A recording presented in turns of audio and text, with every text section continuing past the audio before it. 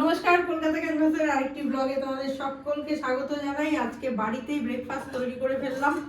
চিড়ের পোলাও, চিড়ে ছিল বাড়িতে। আমি চন্দন করলাম আজকে আর বাইরে থেকে কিছু এলো না, তো দেখি আমি চিড়ের পোলাওটা পারি কিনা। আমার না অনেক সময় হয়তো বলো তো এই ঝরঝরে ব্যাপারটা হতো না, তো যাই হোক আজকে মোটামুটি মনে হয় করে ফেলতে পেরেছি। স্যার ব্রেকফাস্ট করবো, সেই সঙ্গে একটুখানি কাঁচা গোল্লা করবার ইচ্ছা আছে বাড়িতেই, দেখা যাক সেটাও হয় কিনা। এটা আমি পুরো সাদা তেলেই করলাম। সাদা তেলে প্রথমে আমি একটু গোটা গরম মশলা দিলাম, মানে দারচিনি আর এলাচ। আমি এলাচটা দিইনি, দারচিনিটাই দিয়েছি শুধু। সেই সঙ্গে 3 রকমের বাদাম একটু ভেজে নিয়েছি, কারি পাতা ভেজে নিয়েছি, পেঁয়াজ ভেজে নিয়েছি, কাঁচা লঙ্কা কুচি ভেজে নিয়েছি, নিয়ে তারপরে তোমার কিশমিশও ভেজেছি, কিশমিশও দিয়েছি, দিয়ে ভেজে নিয়েছি। ভেজে নেওয়ার পরে এই যে চিড়েটাকে বেশ ভালো করে ধুয়ে না আমি ছড়িয়ে রেখেছিলাম। আর চিড়েটা দেওয়ার আগে আমি একটু নুন, হলুদ, তারপরে চিনি সব একসঙ্গে হালকা হাতে মিশিয়ে নিয়ে কড়াইতে দিয়ে দিয়েছি, একটু নাড়াচাড়া করে ঘি দিয়ে দিয়েছি ওপর থেকে, ব্যাস। তো ব্রেকফাস্ট আমার রেডি। দেখো এখানে চিড়ের পোলাও, চন্দন টেস্ট করে বলেছে ঠিক আছে। কি গো, হেভি হেভি ফাটাফাটি হয়েছে, সুপার। তাহলে আমাকে যে তুমি প্যাক দিচ্ছিলে সেটা কি? না না বাপাস উইথড্র, হেভি করেছে, এটা আবার বানাবে। আর এইখানে দেখো কাঁচাগোল্লাও কিন্তু মোটামুটি করে ফেলেছি। কাঁচাগোল্লাটা কি বলো তো, খুবই সোজা। এটা আমি তাপসের থেকে শিখেছিলাম। সেটা হচ্ছে যে প্রথমে ছানা করে নিলে, ছানার কিছুটা মানে হাফ পোর্শন, পুরো বলবো না, তার থেকে একটু কম ভেজে নিতে হবে, মানে এমনি শুকনো খোলায় ভেজে নিতে হবে, একটু কালারটা অন্যরকম হবে। ওটার সঙ্গে এমনি ছানা, যেটা জল ঝরানো ছানা, দুটোকে মেশাতে হবে। মিশিয়ে গোল করে একটু ওই গুঁড়ো গুঁড়ো দুধ দিয়ে এরকমভাবে গোল করে চ্যাপটা করে দিলেই হবে। বা চ্যাপটা নাও করতে হবে। চিনি দিতে হবে, অবশ্যই চিনি দিতে হবে মাখাটার মধ্যে। তো ব্রেকফাস্ট তো হয়ে গেল, এবার লাঞ্চ কি? ব্রেকফাস্ট শেষ করতে পারিনি, বেজে যাচ্ছে, কত বেলা হয়ে যাচ্ছে। কফি করো। কফি করছি। মনে হয় আজ আমি হাজার সূর্য ওঠা দেখলাম। এই যে কাণ্ডটা ঘটাচ্ছে, আমি বললাম যে তুমি কি আমার পরীক্ষা নিচ্ছ? তুমি যে আমাকে এরকম উত্তক্ত করছো। আজকে বাড়িতে রান্না বান্না বন্ধ, আমি এক্ষুনি হারমোনিয়াম খুলে বসবো আর 4টি গান গাইবো। পাগলা করছে আমাকে সকাল থেকে, জানো। এইসব গান চালাতে ওকে কে বলেছে সকালবেলা বলো? এ দেখো কি করছে। তাহলে এই গানগুলোই শুনতে হবে যেগুলো আমার স্মৃতিতে রয়েছে? কোনো দরকার আছে কি আমার, সেটা বলো। আজকে রান্না নেই, মাটন এনেছে, হয়ে গেল, আজকে মাটন গেল। আমি এখনই বসে যাব, আমার তো মন এখন উচ্চাটন হয়ে যাচ্ছে, বলো। কত কষ্ট করে চেপে চুপে রাখি, এসব গান শোনালে হয় না। আলো আর আলো দিয়ে তোমার খুশিতে নিয়ে প্রেমকে নতুন করে জানলাম। মনে হয় আজ আমি হাজার সূর্য ওঠা দেখলাম। মনে হয় আজ আমি হাজার সূর্য ওঠা দেখলাম। আমার খুব পছন্দের গান এটা, জানো তো। আর এটা আমি এত গাইতাম যে এই গানটা শুনলে না আমার মাথা আর ঠিক থাকে না, মনে হয় যেন আমি এক্ষুনি হারমোনিয়াম খুলে আবার বসে যাই। মহাশ্বেতা দি এক্ষুনি বলবে, এই কমেন্ট দেবে ভিডিওটা দেখেই, কালকেও দিয়েছে, এখন তুই রান্না কর।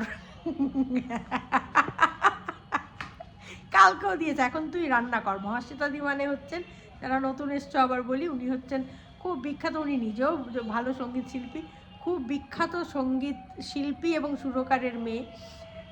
অভিজিৎ বন্দ্যোপাধ্যায়ের একমাত্র কন্যা, কিন্তু ওনার একটি ছেলেও আছে, অমিত বন্দ্যোপাধ্যায়, সুরকার তিনিও। তা এই মানুষগুলো এখনও ভালোবাসে, এখনও চায় আমি গান গাই, কিন্তু আমি জানি আর হয় না, তাই না বলো? কেন হবে না? করলেই হয়। করলেই হয় বলে, এসব জিনিস করলেই হয় না গো। এর জন্য অনেক দরকার, সাধনা লাগে, মন মানসিকতা লাগে। আর গান এমন একটা জিনিস, জানো তো, তুমি যখনই গান বাজনায় ঢুকে যাবে না, তোমার সব কিছু বাদ বাকি বন্ধ হয়ে যাবে। এটা হচ্ছে সব থেকে বড় জিনিস, মানে ওইটা নিয়েই তুমি মত্ত থাকবে সারাদিন। ফলে এই জিনিসটা খুব স্বার্থপর জিনিস দেখতে গেলে। সংসার বলো, রান্না বান্না, খাওয়া দাওয়া, গজা সব চলে যাবে জলেই। আমি এই গানই গেয়ে যাবো খালি। তো যাই হোক, আমি মাটন রান্না করি। এমনি আজকে অনেক বেলা হয়ে গেছে জানো তো, এই ঘুম থেকে উঠতে বেলা, তারপরে এই টুকটাক টুকটাক করতে করতে, ব্রেকফাস্ট করতে করতে আরও বেলা। আমি এখন সদ্য গজার মাংসটা করলাম, ভাত বসিয়েছি, ভাতটা হয়ে গেলে গজাকে খেতে দেবো, দিয়ে তারপরে মাংস নিয়ে বসবো। আজকে ঠাকুরটা শর্টে দেবো, ঠাকুর বেশি বড় করে দেবো। এইভাবে চলবে আর কি। শীতটা যতদিন না কমছে না, আমার এরমভাবেই চলবে, এছাড়া আর বাঁচার উপায় নেই আমার। তাও তো এখন আমি অনেক সচল হয়েছি গো, এখন আমি মোটামুটি কাজকর্ম করছি। আগে তো আমি খাট থেকে নামতাম না জানো, ঠান্ডায়। চন্দন বলতো, এই শীত আসছে, তুমি তো হয়ে গেল গল্প শেষ। না বাবা, আমি নামবো না। তাই না বলো? হ্যাঁ, তুমি ঠান্ডায় বলতে না ইছাপুর বাড়িতে, শীত আসছে, মামকে আর খুঁজে পাওয়া যাবে না। আর সবাই জানতোও তারা যে শীত মানেই আমি একদম চলে যাবো সাপের গর্তে ঢুকে যাব। এখন অনেক সচল হয়েছি। এখানে 500 মাংস আছে, আমি ম্যারিনেটটা করে যাই, বুঝলে তো। স্নানে যাওয়ার আগে না ম্যারিনেটটা করে যাই, বুঝলে।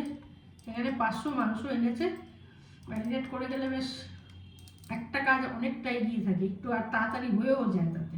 ঠান্ডার চোটে না স্নান করতে যেতে ভয় পাচ্ছি জানো, কি যে হবে আমার, আমি এটাই খুব পাচ্ছি না ভেবে। সকালবেলা ব্রেকফাস্ট কোনো রকমে রেডি করেছি, করে খাওয়াও হয়ে গেছে, সকলে ভালোই বলেছে। এবার লাঞ্চের ব্যবস্থা, আজকে আর ডিনারের চাপ নেব না, কারণ মাংস আছে তো অসুবিধা হবে না। মাটনটা হলে একটা সুবিধা হয়, দুবেলাতেই হয়ে যায়, ওর আর কিছু লাগে না। আর ওর লাগে না মানে আমাদেরও লাগে না, আমাদের তো খুব একটা লাগে না, আমরা তো যা পারি একটা কিছু খেয়ে নিই, ঠান্ডার চোটে বেশি ঝামেলায় যাই না, কিন্তু ওরই লাগে।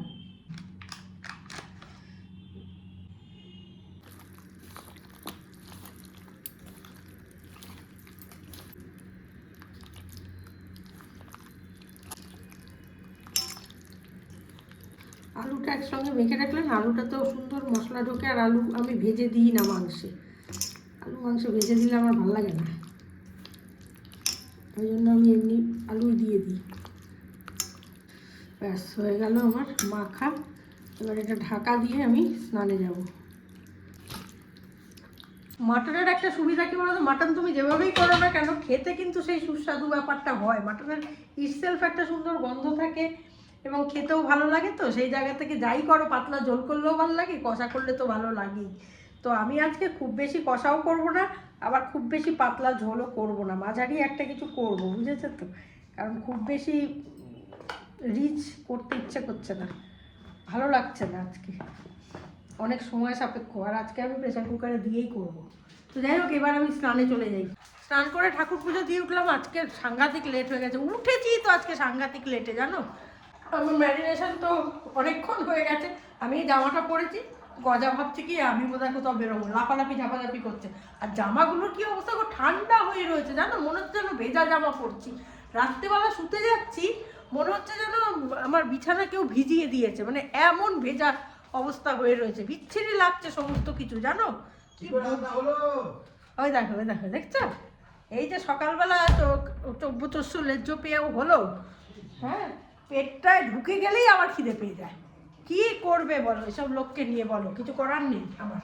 যাই হোক, আমি রান্না বসিয়ে দিই, এবার চটপট হয়ে যাবে তো, অনেকক্ষণ ম্যারিনেশন করা আছে। এখন জলের বোতলে একটা জল ভরার লোক নেই, চিন্তা করা যায় বলো, কি বলবো, আর কিছু বলার নেই আমার।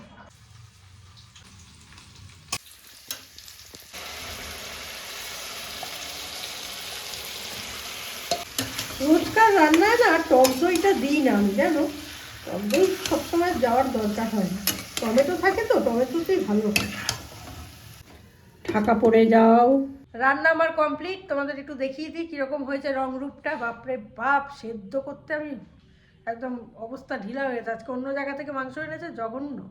এই যে দেখো, এই হচ্ছে আমার আজকে রং। তো ঠিক আছে, খাওয়া দাওয়াটা সেরে নিই, আর ভিডিওটা আমি এখানেই শেষ করছি আজকে। যদি ভালো লাগে লাইক শেয়ার কমেন্ট অবশ্যই করো। এই ঠান্ডায় আর এর থেকে বেশি পাচ্ছি না গো, খুব খারাপ অবস্থা। নেক্সট ব্লগ নিয়ে আবারও আসছি, ততক্ষণের জন্য সঙ্গে রাখো, দেখতে থাকো তোমাদের একান্ত প্রিয় পরিবার, কাছের পরিবার, সব্বার পরিবার, গজার পরিবার, কলকাতা ক্যানভাস। পৌষের কাছাকাছি রোদ মাখা সেদিন ফিরে আর আসবে কি কখনো, ফিরে আর আসবে কি কখনো। খুশি আর লজ্জার পাশাপাশি সেই হাসি, তুমি আর হাসবে কি কখনো, তুমি আর হাসবে কি কখনো। সত্যি আমাদের মনের কথা এটাই এখন, যে রোদ কি আর আসবে, ফিরে আর আসবে। চলো সবাই ভালো থেকো।